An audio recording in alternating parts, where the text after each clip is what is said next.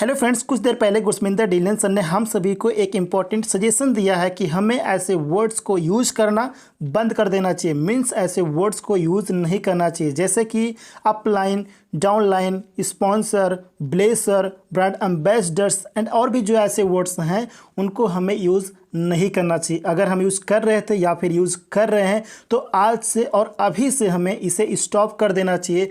हमें इसे यूज़ नहीं करना चाहिए, क्योंकि इन शब्दों से रिलेटेड सभी चीज़ों को हम बहुत पहले ही पीछे छोड़ चुके हैं एंड अब हम बहुत ही आगे आ चुके हैं। ऑन पैसिव बहुत ही डिफरेंट है। ऑन पैसिव स्टार्टिंग में क्या था, आज क्या है ऑन पैसिव, रिजल्ट आप सभी के सामने है। आप सभी अच्छे से जानते हैं हमने अपने काम करने के तरीक़ों को बदला है, हमने अपनी स्ट्रैटेजी को बदला है, हमने अपने आप को अपडेट किया है।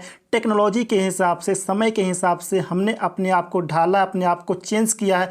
हमने हर समय अपने आप को अपडेट किया है, डिफरेंट आइडियाज़ के साथ में काम किया है, यूनिक आइडियाज़ के साथ में काम किया है। ऑन पैसिव का काम करने का तरीका बहुत ही डिफरेंट है। यूँ कहें तो ऑन पैसिव बहुत ही डिफरेंट है, यूनिक है, हर एक बिजनेस से बहुत ही अलग है। सो हमें किसी अदर बिजनेस से कंपेयर नहीं करना चाहिए फ्रेंड। इसलिए हमें ऐसे वर्ड्स को यूज़ नहीं करना चाहिए, क्योंकि हम बहुत ही यूनिक हैं फ्रेंड्स। ऑन पैसिव बहुत ही डिफरेंट है। सो अब यहाँ पर आपके मन में एक सवाल उठ रहा होगा कि अब हमें कौन सा वर्ड यूज करना चाहिए, इस्तेमाल करना चाहिए।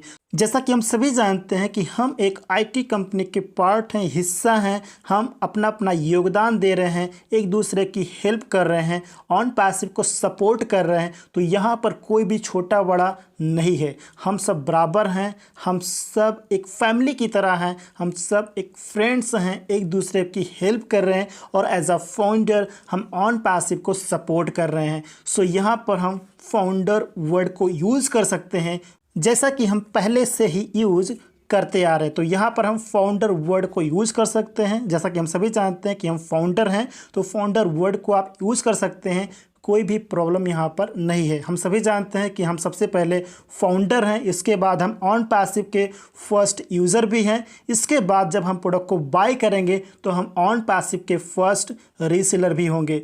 एंड इसके बाद अभी इस समय या फिर आने वाले टाइम में जो नए पर्सन इकोसिस्टम को ज्वाइन कर रहे हैं या फिर करेंगे, तो हम सभी जानते हैं कि वो ऑन पैसिव के यूज़र हैं और जब वो प्रोडक्ट को बाय करेंगे तो वो भी एक रीसेलर बन जाएंगे। सो गुरस्मिंदर सर ने बहुत ही इंपॉर्टेंट सजेशन दिया है। एज अ फाउंडर हमें अपनी रिस्पॉन्सिबिलिटी को समझना चाहिए, हमें ऑन पैसिव को सपोर्ट करना चाहिए एंड ऑन पैसिव का जो रूल एंड रेगुलेशन है उसको ज़रूर फॉलो करना चाहिए।